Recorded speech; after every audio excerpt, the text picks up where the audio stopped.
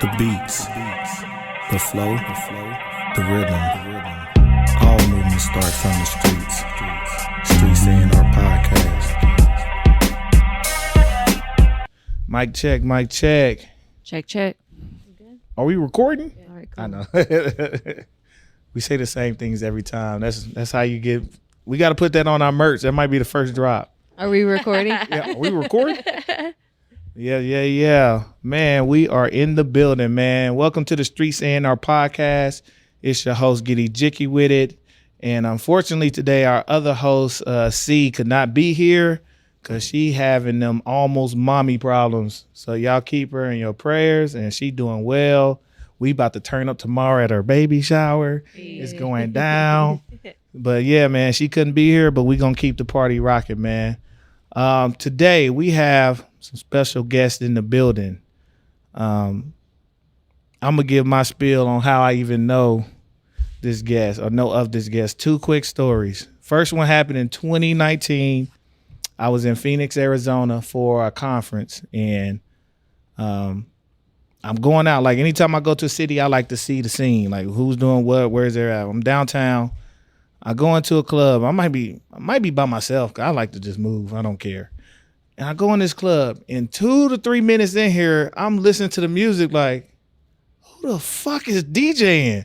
So I walk up to the bar. I'm looking for the DJ booth. I walk up, I'm like, oh shit, who the hell is this? And I actually think I missed the name, and nobody really gave me the name there. I'm like, she is cold. Fast forward, 2020's happening, COVID's happening. I'm on the internet just scrounging, and during COVID, big time for DJs to get their skills up. Yep. And I got some questions about that one because I seen you, and that's how I'm looking on the internet. I was like, wait a minute, she looked familiar, and they said Phoenix, Arizona, and I'm like, I think that's her. Yeah. I think that's her. I hit follow real quick. I'm like, man. So I actually found the DJ that I saw and heard. Because when you walk in the venue, it don't take but 5 minutes to know if they know what they're doing or not. Mm-hmm. If they know what they're doing or not. So I'm glad to introduce and welcome to Omaha, DJ Javin. Yo, what's up, y'all? Happy to be here. Thank you for having me. We appreciate it. And so we're not remiss. We have another guest here who I'm learning about as we go. I want you to introduce yourself. Sure. Who are you? And what do you do? Sure. My name is Noemi. I go by Nova. Born and raised in Phoenix, Arizona. I am a dancer. I am a nail artist, just kind of creative all over. And I'm happy to be joining Javin here today. And just kind of excited to see what Omaha has. Oh, It's man. our first time out here, so we're excited. That's right. We appreciate it. You did not bring the sun, but y'all enjoying the rain anyway. Y'all enjoying the weather, so it's all good. And I was going to ask about your nails. Yes, I was it's like, by me. By me. Now I know. I was like, they're a little too clean. Like, what's happening? I'm like, all right. So just to give the people a little background, Javin, am I saying that correctly? Yes. How you got started with the music and then DJing and kind of where you are now as far as what events, clubs, or partnerships you're actually working in. Yeah. So I started back when 2012, maybe 2011, 2012. That's kind of when I piqued my interest in DJing overall. I didn't grow up with any DJs, so it was a little bit different for me. And then I heard on the radio, he's now my friend, Chris Villa. And I was like, what is this? Like, he was cutting. He was like just playing songs that even, like, if I didn't like the song, he made me like that song because of how he was playing it. And that's like a big thing for me personally. After that, I was like, all right, I kind of want to try it out. Just in general, like, it's just such a dope creative outlet. I never knew DJs because I didn't grow up with DJs. I was like, whoa, I didn't know that they could do all these crazy things. So after that, I tried it. Literally, like, one day into it, I was like, this is fun. I researched some more. I was like, this is like an unlimited like area of like creativity. And I feel like that's kind of how like I am as a DJ. Like doing like radio and then like sports DJing and stuff, and then like nightlife, corporate, as we all like, do and venture out. Yeah, I just thought it was dope, and just I still love it to this day, the same. So if not more, honestly. So That's funny because I don't meet too many other DJs that didn't grow up like, it's like the hip hop story. For sure. I fell in love with hip hop back in '94. I'm like, bro, I just started DJing. Yeah. I woke up one day and said, I think I want to DJ. Yeah. And bought my first laptop and Nice. Just make you know what I'm saying? happen. Just make it happen. Like I don't know what I'm doing. So it's good to hear people who just kind of something sparks you and you just pick up the interest and pick up the habits. You talked about events and sports teams. So what type of sports teams are you DJing for? What are you doing? Right now I'm doing a WNBA Phoenix Mercury, which is Arizona's WNBA team. Shout out to women's basketball. Hey. Can't wait to get flued out. Yes. Yes, you need to come to our games. Yeah, it's pretty dope. Yeah. And then I'm second string for Suns. DJ Automatic is the official DJ for Suns, and then I'm whenever he's out, I'm playing, which is dope too. But you also do the annexes for Suns. Yeah, so I'm usually, if you're at a home game at Suns, you'll probably see me pavilion and annexes, which is like the front part, just to get the pregame hype, and then the classier part, which is annexes, which is like the people that do like high VIP stuff. Overall, I think it's pretty dope. I feel like doing years in radio actually helped me because there's do sports DJing, if that's how you say it, but just because the programming plus the energy with nightlife, which is crazy because you never really think like, I'm like, okay, what was the purpose of me like doing this for so many years, and then you like jump into something else and you're like, this was it, like, so that was this has been a pretty dope experience. She also dances for Phoenix Mercury. She just recently rekindled that, like about almost a decade ago. She was dancing for Suns as well, that's so. right. Yeah, I started with the Mercury just a lot of like Phoenix 10 years things. ago. Yeah, just a lot of like just being part of like the creative community in Phoenix and everything like that. Like we've just been doing that for a lot of years. So I have also heard you mention how it's different from radio to being in arena for sure. Yeah. And the energy is just like always so high because everyone's like ready to get it, Yeah. So pretty dope. That's what's up. I haven't had an opportunity to do too many sporting events. I've done an amateur boxing event, which is it's damn near a free for all. You could just play. All right, we're in between rounds. Just throw something on. Like, see how to. Did you do like walk up songs? Did they have walk up songs? Oh, nice. I've always like wanted to know how do they even think about that? I have so many crazy ideas for walk up songs, but they match, and I'm still wondering why nobody has used Baby King Vent. Okay. Because the song goes, "Have you ever been punched in your motherfucking face?" Dang. You gotta you like say, push that sometimes. "Oh, you haven't?" Right. All right, wait, bitch. Then what? I'm like, but that would be perfect. I'm like, who? That's it right there. I need to get hired as a consultant for a lot of creative things, but I'm not gonna talk about the Kendrick song and because the fighter he mentioned in his song is from here. Oh, who has a fight in L.A. So guess what? Guess what I sent in the text message? Like, hey, y'all need to make sure. Yeah. So we'll see if it happens. We'll see. Nova, talking earlier, we had an interesting conversation about your, I guess, dance background / performance background. Yeah. You were a drag. Was it drag I was king? a drag then? queen. Okay, so you were a drag queen. Yes. A drag king would be someone who is female biological who performs as male. Yes. So I'm cisgender female performing as a female. In drag. Yeah. Did that for a few years. And that's actually how I met Javin the first time. We did an event together and she was DJing and I was performing as Lady Gaga. That's like my main event. Yeah. And then we reconnected again through Nels. So it's really interesting how I cross paths with her with both my careers that I have going on. And then now dance too. Yeah. It's crazy. Yeah. That's but interesting. just makes me think about like the creative world and how we're all tied in together.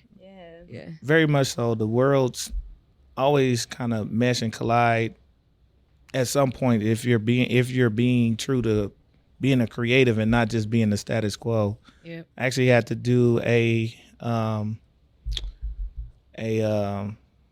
was kind of a drag ball. I got to DJ a drag ball Oh, cool. with one of my friends here. I want to say now 2 years ago, about a year and a half ago, and that was really cool because the music is gonna be upbeat, pumping. So I'm Yep. like, I'm in the crowd, like go. Yeah. So it was definitely a good time. The best tea I've ever drank in my life from some local tea brewery, but it was a good time. But just watching and not being able to see one in person until that time and just being in that atmosphere, it's always good to have new experiences and to be amongst an additional crowd. Yeah. Sure. And then what you're, I guess, I want to say not necessarily just not accustomed to, but not being out in that format. Mm-hmm. So it was definitely cool to see and be a part of. When it comes to DJing, Javin, what do you think, what would you say kind of your style could be defined as? Like, what is your actual style? So are you open format? Are you a turntablist? You a hip hop purist? Are you like, I can do whatever, try me?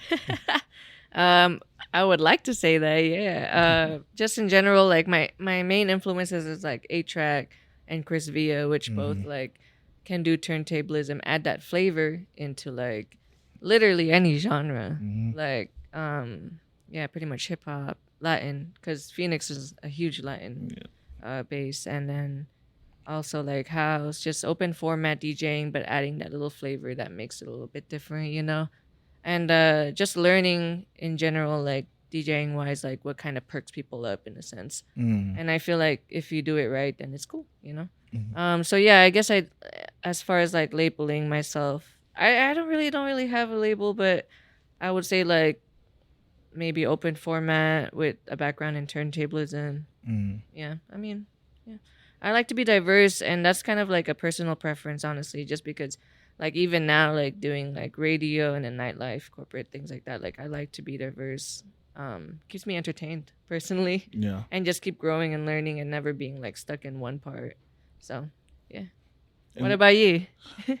I'm not gonna lie, I'm a very I like I said, my wife's with the Malcolm X Foundation. I'm very pro-black. Hell yeah. But what that means to me, though, as far as the music, is I like to put urban or black genres, and not just black artists, but black genres to the forefront when I DJ. So I'm still a baby in turntablism.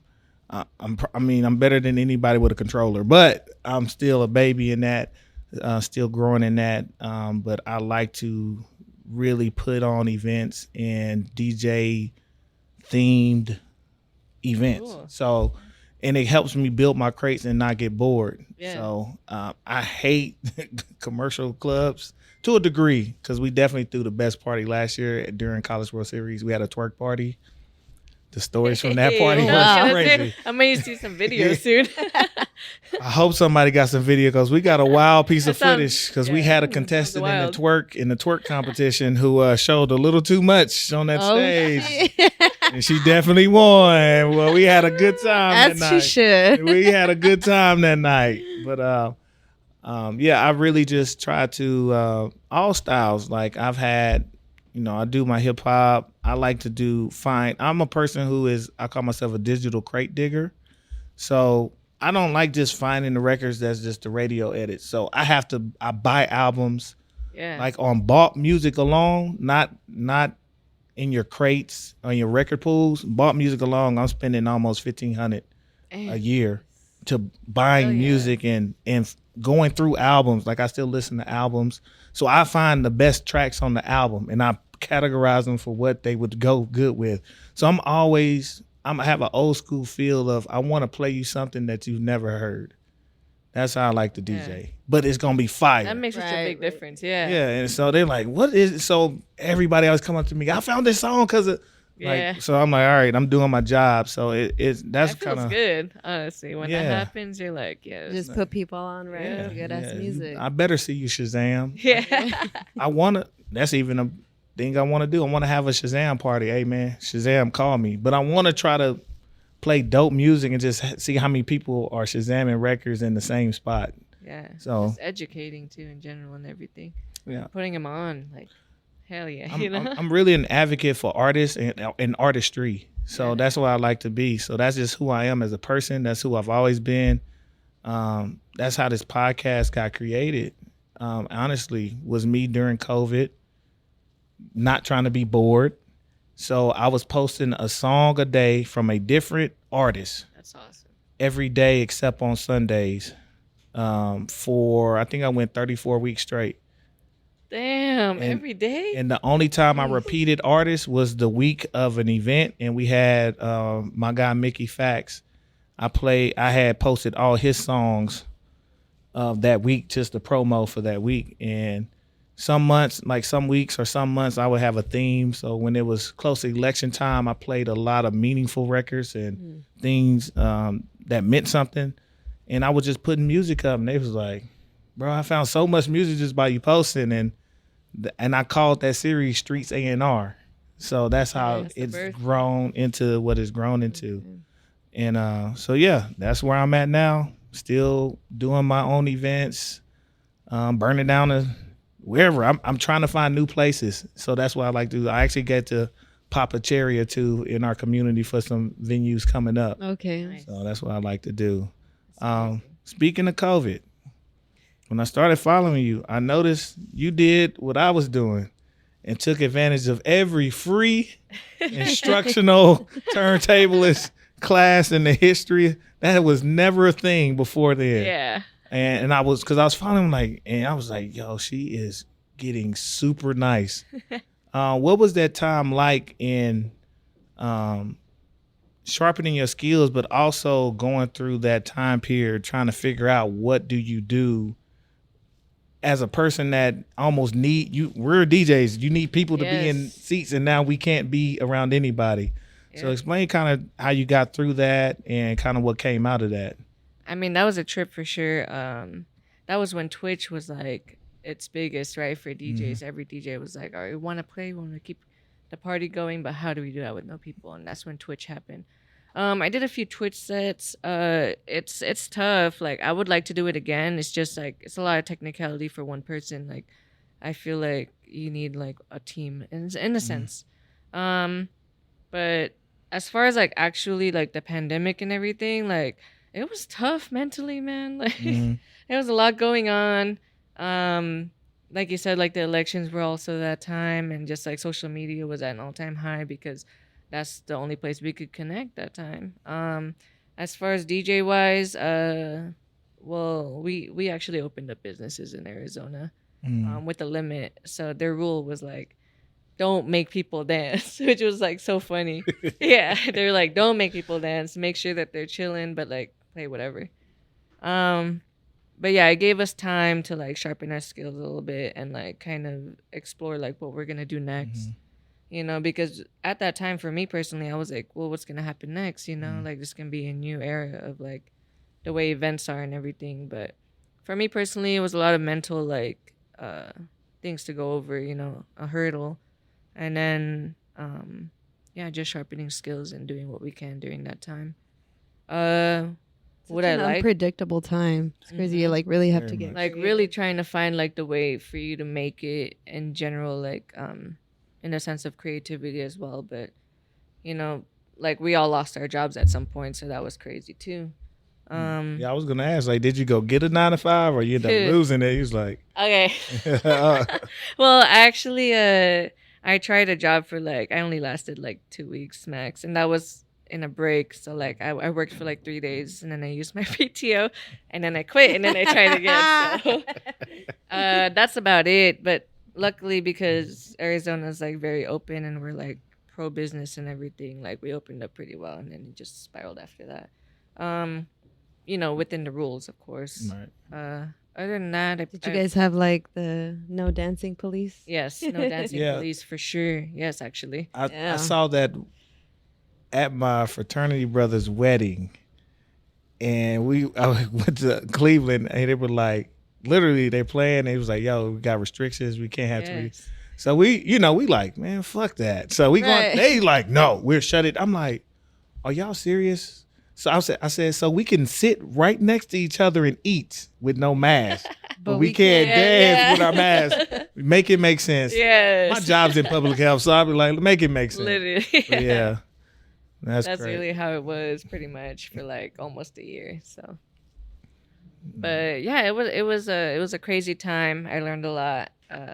If it happened again, it'd be different, you know. Yeah. I feel like I would know what's up. Yeah. And from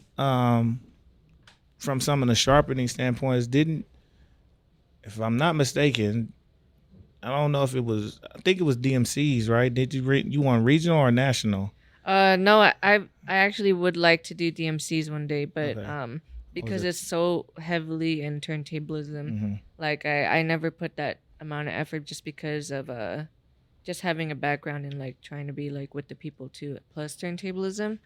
But I did Red Bull 3 style, and then A-Track's Goldie Awards, which was at the time like he built it I think from like 2017 to like, and then after the pandemic they tried to do it online, but it was a little tough. Mm-hmm. I actually don't know if they're doing it now. I haven't kept up, but as far as competition wise, yeah, I did Red Bull and then also Goldie Awards, which was Goldie Awards was like a world battle in New York, and then Red Bull 3 style is you get chosen and you're flown out. Before though, I think it was like 2015. I was only like I think like a few years into DJing. I did the regional one. I got picked for the regional one. For Red Bull? Mm-hmm. No, that was when they were doing that. Now they're like, let's skip regional and let's just pick for nationals and make them go head to head. Where was the nationals when you competed? Philadelphia, and that was my first time there. It was cool. Oh, that's a lot of history. Yep. I was looking at the one in where was it? South Korea, I think. Oh yeah, that's the world one. That looked crazy. I was like, I just want to go. I don't want to. I want to go kick it. Like that looked insane. I'm like, I never thought about traveling to South Korea, but I think I want to go. Yeah, I definitely hope that they like put it back up and that we can travel, because the world ones are insane. Like they did one, I think, in like South Korea, and then I think they did one in like Thailand or something like that, and just basically like all over the world. And I'm like, I want to go, you know? Mm-hmm. Yeah. So for me, it was the year that Jay Espinoza won. Yeah, and it's just crazy doing like battle DJing, the pressure and like the time that you commit to it. Would I do it again? Probably. But like, I definitely need to like make sure that, you know, I'm older now and I know what's up. So. Yeah, it's a completely different space. I competed in one battle, and it was a local one, and Elliot is the one who beat me. Oh, really? Yes. I got to talk to him about that. Yes. Hear the story. Yes. I mean, again, I'm still learning the turntablism, but people rock. They like, your song choice be insane. I'm like playing around, word playing and stuff. But it's a very, to be prepared for a battle, like you got to have so many routines. I'm like, this is. Yes. Listen, I need another 3 days before I can give you another. Right, you need to have tricks up your sleeve. It's a different animal, but it's definitely something. It's just cool to be in that space with other DJs and seeing how their minds are working and how they put their sets together and what they determine what they want to showcase. It's very interesting to me. But maybe not to everybody else. Y'all don't care, but you should definitely go to one. You should definitely go to one. Those are some. Anything that's like a niche crowd, I think people should try to experience some. Just to learn at least a little bit, just kind of see like what's up. Yeah, like be like, okay, this is different, and just doing like I feel like with battle DJs, I mean, if I wasn't a DJ and I just heard people like scratching, I'd be like, what's going on? Mm-hmm. And then like personally me, I thought it was amazing, but just in the general mass, like I would be confused a little bit, but also like the way that a lot of battle DJs pretty much share it, I think is pretty dope, to where they can still connect with people. Yeah. Yep. Learning the language. Yes. So, and I know you know about that, Nova, as a dancer. I'm kind of curious, like, how did you get your start in dancing? Because I know, like, dancing for a team is a very particular style of dancing. So where was your start, and how did you get to that? Well, I started dancing back in I would say it started in elementary school for me. Especially in the area that I grew up in, my parents could not afford to put me in a dance studio. That was kind of always a dream. So I was never really trained in the technical aspect when it came to dance. So I really found a passion in more like street dancing, freestyling, which to kind of go piggyback off of that, it is very different when you're on a professional dance team, because when you are on a dance team, it's all about looking alike. Everybody has to have their arm exactly placed at the same way, as opposed to freestyling. You are kind of like in your own realm and you kind of get to showcase your style. I joined the professional dance scene back in 2011. And I think that I really fell in love with the discipline of it. I think I've always really liked being a part of a group or cohort with people who also like to have that discipline with themselves and wanting to grow and be better within themselves. But it was definitely different. But I got to say that I love having a team where we can push each other. We have a goal together that we want to accomplish, and to be able to share the court with my fellow teammates is really amazing. I mean, even when we're about to start, like when we're out there and they're about to announce the team come out, the Phoenix Mercury, that's like, a lot of pressure. that is a hype for me. There is a lot of pressure. There's like the bass in the stadium. Everybody's cheering. You see all these phone lights. The lights are going. So we're just kind of like, all right, like let's rock this. Like we're here for the fans, and it's euphoric. It's great. So does every I'm ask this because I play football, obviously with this tight body type, but it reminds me, does everything slow down right before you start and hit the court? Is it a slow down process for you? Like you can almost like feel and hear everything. Like very, like you're talking about euphoria. Like it's a very heightened sense. Yes. For me, it does happen. Right before intros for sure. Yeah. I'm like in the zone, like making sure everything is like perfect. It's kind of like that moment where you're seeing everything, but nobody sees you yet, and you kind of like see it, and it's building up, and you're just like, okay, we're on the side of the court. Like, all right, we're about to go on in 10, 9. We just go out there. That is a great feeling for sure. Yeah, that's one of those feelings that is hard to replicate in life unless you are getting ready to literally do something. For me, playing football, I always enjoy being on the kickoff team because that's the first thing out there, and I'm like, well, let's kick, because I'm ready to go. And I kid you not, I've played in front of our high school stadium sat 20,000. Damn.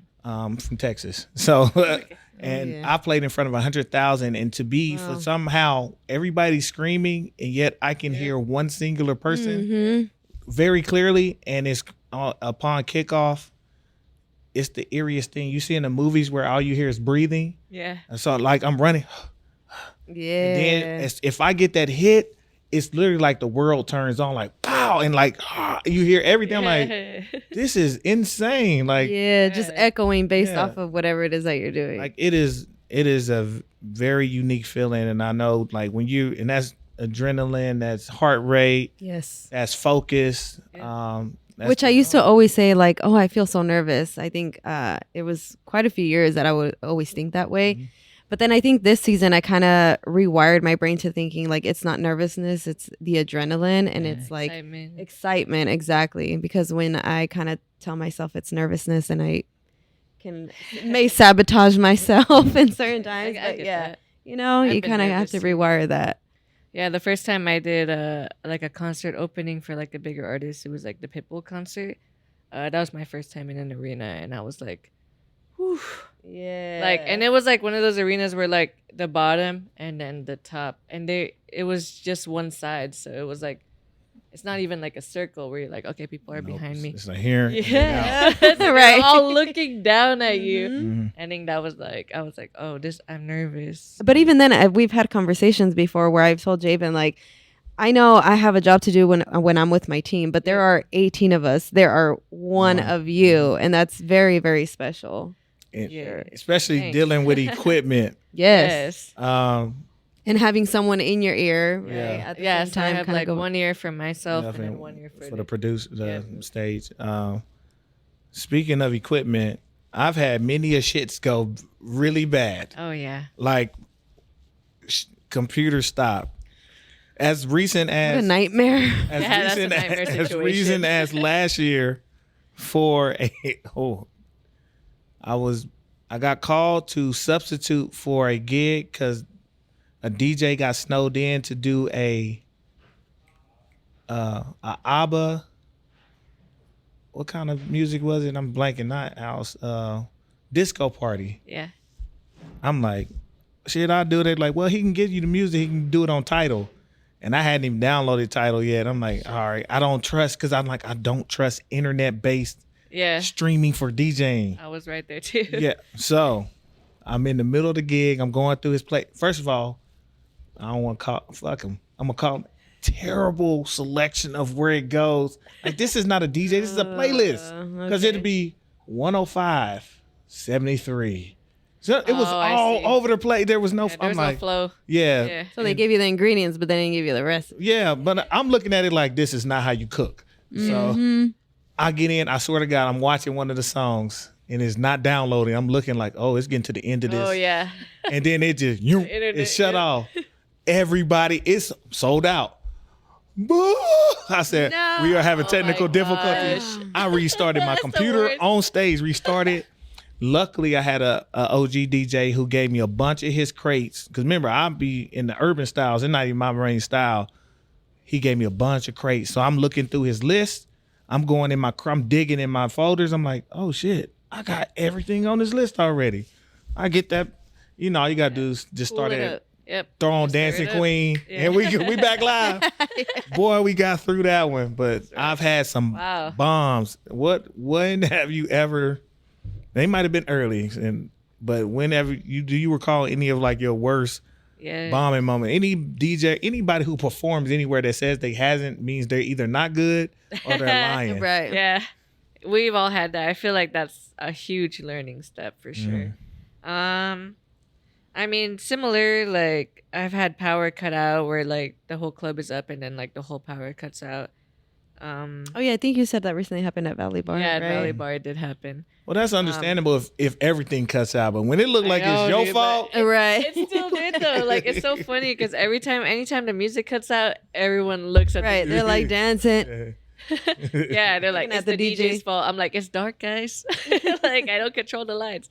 But yeah, I've had that happen. I've had where I was doing like lifestyle changes and I've had like bad sets. Those are the ones that hurt me the most personally.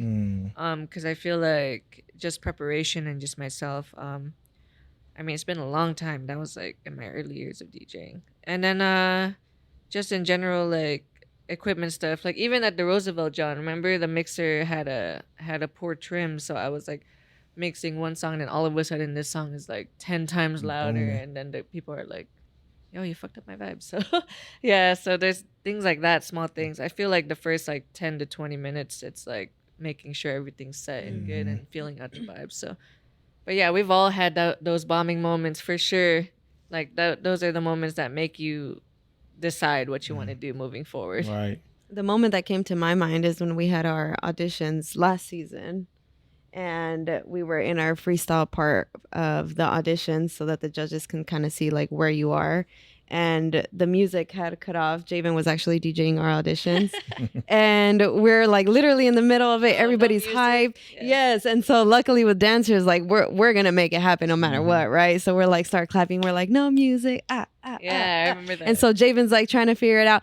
And then come to realize, what was it actually it that was had like happened? the venue's sound thing. We were pushing too much power. So Oh, yeah. it turned off. Yeah. But we still worked it out. Yeah, it was great. And it was right at the end where it was the Oh, moment yeah, it was- that you can do. Mm. Yeah, so it's cool. I mean, those are just the moments that really teach you a lot of things, and then also like how are you gonna handle it, you know?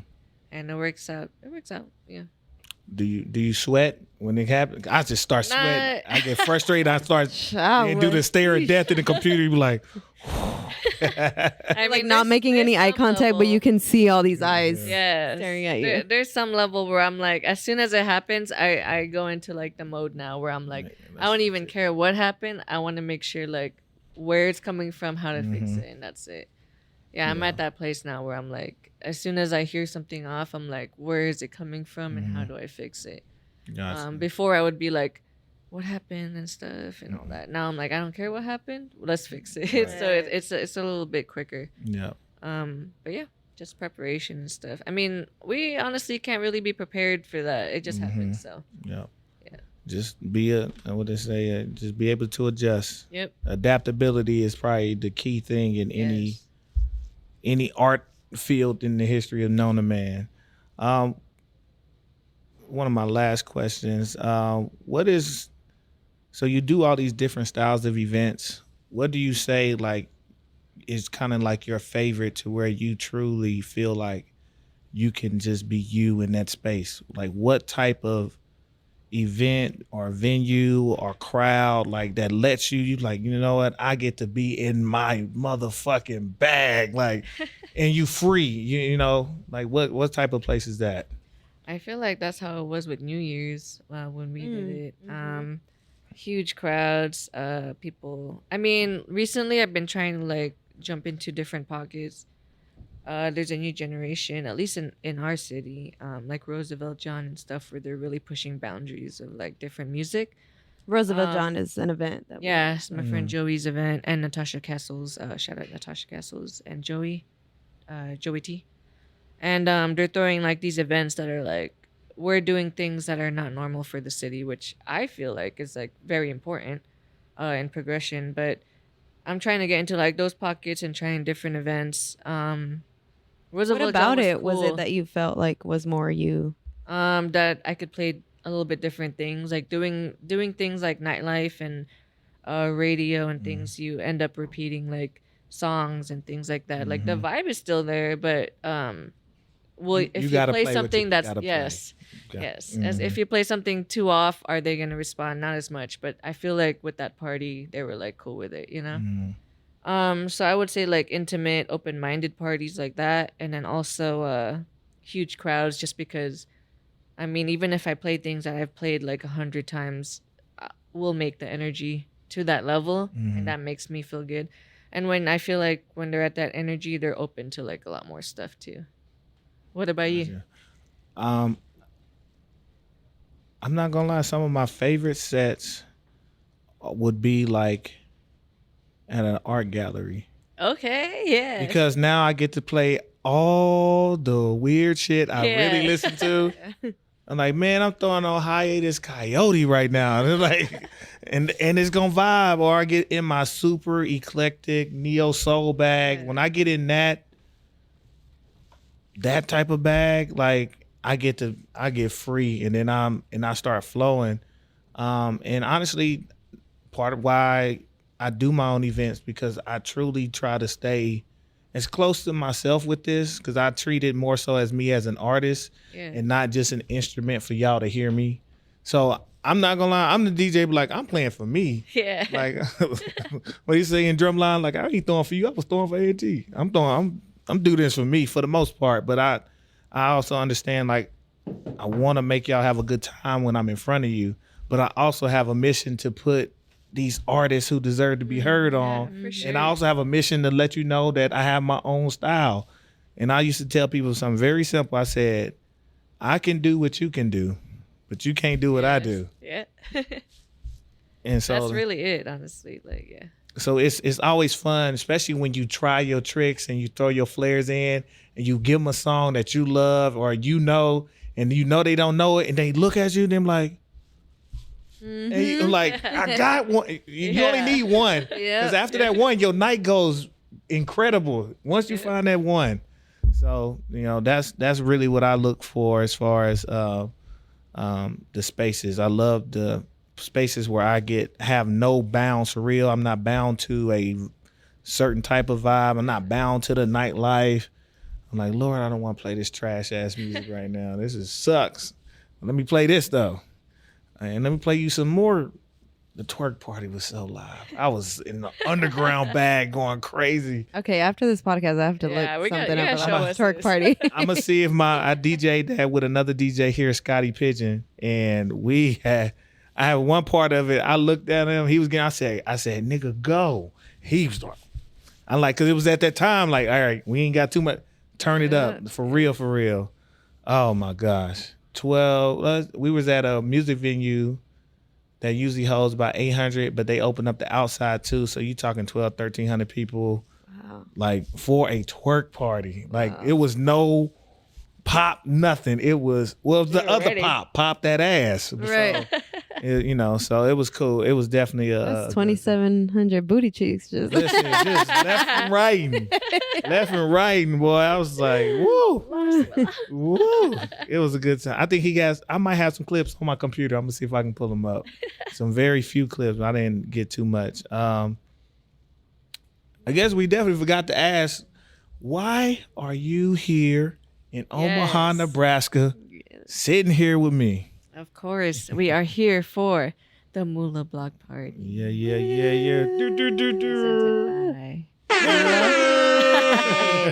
Mula Beats Life Knowledge, shout out.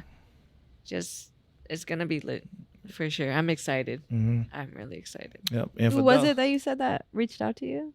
Ness. Yep, Okay, Ness, nice. DJ Ness here in Omaha.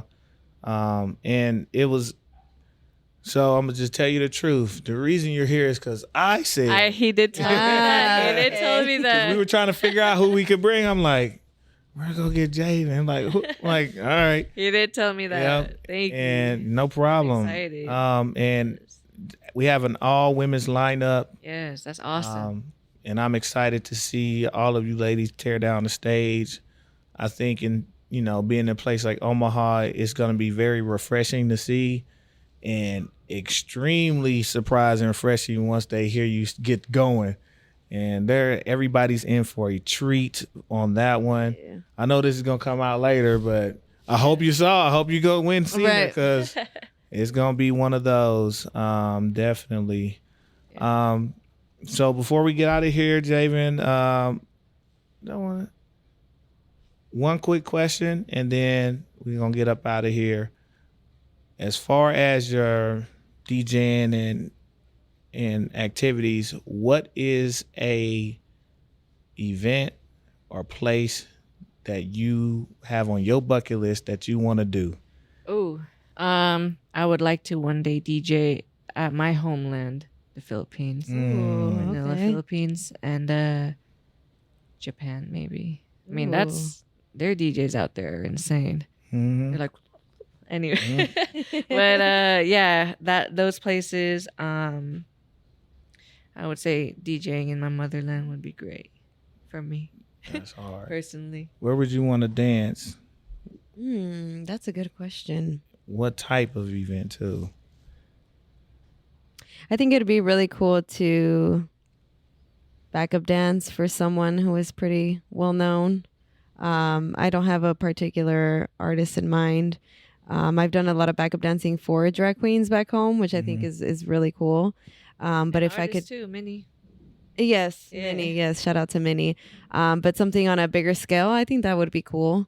But I really am at a point in my life where it just any dance really fulfills my heart when it comes to that, whether it's teaching or performing. Gotcha. I love that. It's great. That's what's up. What about you? What's on your bucket list? For Either something like, or I would love to do a set at Afropunk okay. or something, or somewhere where I can get a black mosh pit set. I literally have a crate Dude, that's you black have- mosh pit.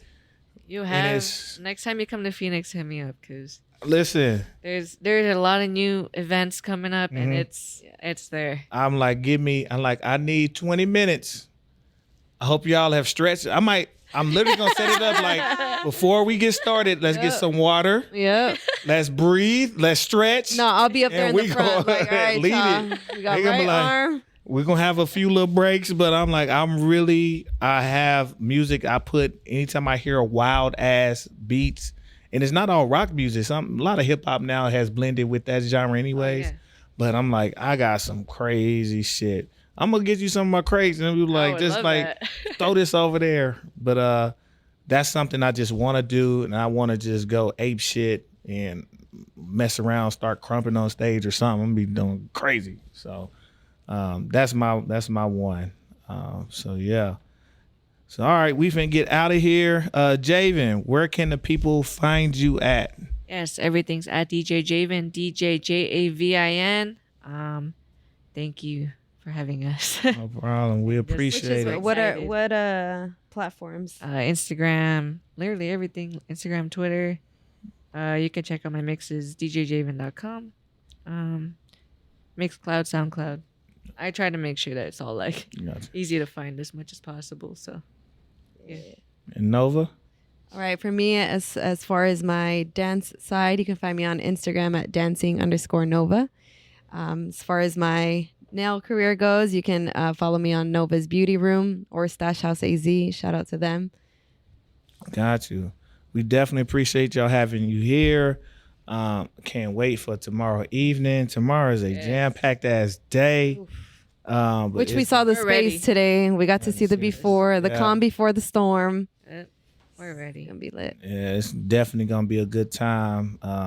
Definitely gonna be a good time. I'm telling everybody to pull up.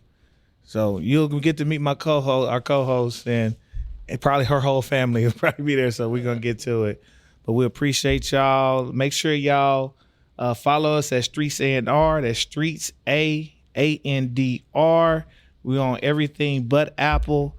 Make sure you like, subscribe, follow, share, watch, comment, sending a message to any and everybody, man. We appreciate y'all for joining us, and we about to get to it, man. This is a good weekend. Yeah, Appreciate y'all for coming through, Javin and Nova, and we getting out of here. It's your host, Giddy Jicky with it, and we out.